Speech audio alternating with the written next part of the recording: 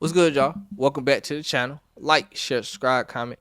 IG check top bottom video, and we're just gonna hop right into it. So today we will be talking about Sade Robinson and her case. So Sade Robinson was a 19-year-old woman who was brutally murdered, dismembered on her alleged first date with Maxwell Anderson. So Maxwell Anderson has now been found guilty of first-degree intentional homicide, mutilating a corpse and hiding the corpse in arson. Into the record.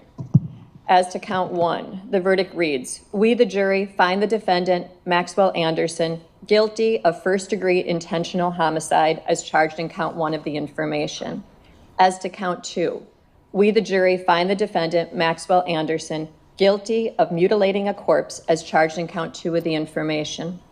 As to count three, we, the jury, find the defendant, Maxwell Anderson, guilty of arson of property other than a building as charged in count three of the information. As to count four, we, the jury, find the defendant, Maxwell Anderson, guilty of hiding a corpse as charged in count four of the information. So, Maxwell Anderson went on a date. He's 34 now, but at the time of her death, which was 2024, so he was 33, so still a 14-year difference. But so they are saying Robinson and Anderson went out for drinks together on April 11th, 2024. So it said the two met at Twisted Fisherman on April 1st, 2024. Video footage from the restaurant shows them getting drinks and dinner and drinks. After that, phone records and video surveillance footage found they went to a bar in downtown Milwaukee and then later to Anderson's home on the city's south side. See how Robinson spent some of her final hours. The prosecution Monday walking the jury through the final night of Sade Robinson's life, entering the Twisted Fisherman on April 1st, 2024 for a first date, meeting up with Maxwell Anderson. The two seen drinking and eating at the bar before leaving and heading to Duke's on Water for more drinks before going to Anderson's home on Milwaukee's south side. The jury already knows the very next day, Robinson's severed leg is discovered on the shores of Lake Michigan in Cudahy's Warnemont Park. Her car found set on fire near 30th and Lisbon, and Anderson spotted on nearby bus security cameras. All of that leading up to his arrest on April 4th. The jury learning Monday undercover investigators pulled him over near his home for expired registration. The detective recalling Anderson physically shaking. So then he said there were photos Anderson took of Robinson that showed her incapacitated on Anderson's couch. She is face down. Her face is buried in his couch cushion. He has her breast exposed, and he is grabbing her right breast. And then after this, obviously Robinson went missing. And then days and weeks after she was reported missing, her body parts, including both of her legs, her right arm, her torso, and right breast, were found at sites across the Milwaukee region. So they are saying that Anderson, after he killed Sade Robinson, drove her body in a car to Warnemont Park in Cudahy. I don't know how to say these cities in Wisconsin names, I'm sorry. On the morning of April 2nd. This is where he cut up Robinson's body. So, Andrea, a lot of this morning has discussed where Sade Robinson's body parts were found across Milwaukee, particularly on Milwaukee's north side. Now, we've seen several maps and pictures of the different locations, including a park and a railway. I do want to warn you that some of the details I'm going to tell you about are disturbing. This is now the second time that Sade Robinson's dismembered remains have been shown in court. We're not showing you them because they're very graphic. The prosecution introduced photos of her foot, calf, and other body parts into evidence. We've also seen some surveillance footage from nearby businesses of what appears to be Sade Robinson's car driving in the area near the park where her remains were found.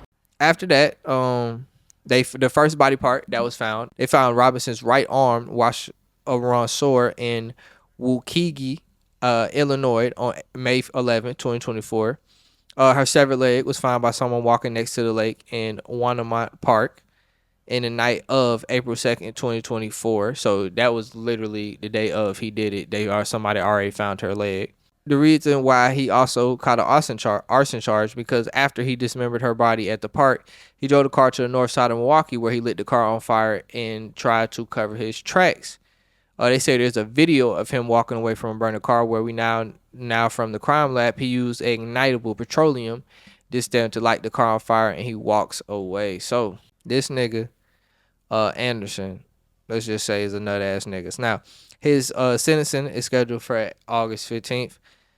For this, he'll probably get the book. So we don't even have to say much about it, but he definitely will get the book. Oh, and they also said on April 18th, a passerby walking across the Lake Michigan found a torso on the arm, which was then tested and confirmed to be Robinson's.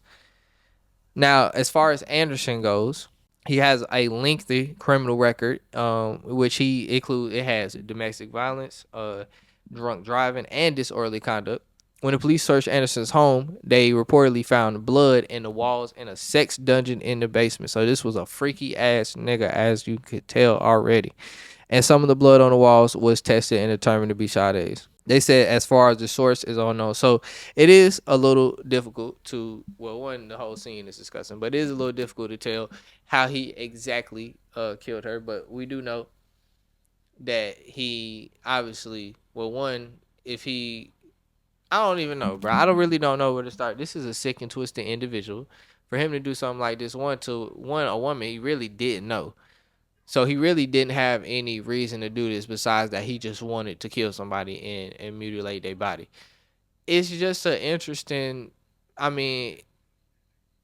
what's interesting is in the manner he did about it. I don't know if he has done this before and, this was part of a routine or, he was trying his attempt at being a serial killer. Because it's a very twisted situation and how he went about it.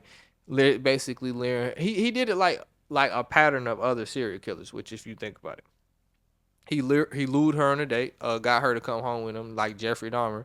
Jeffrey Dahmer was out of Milwaukee too, which is crazy.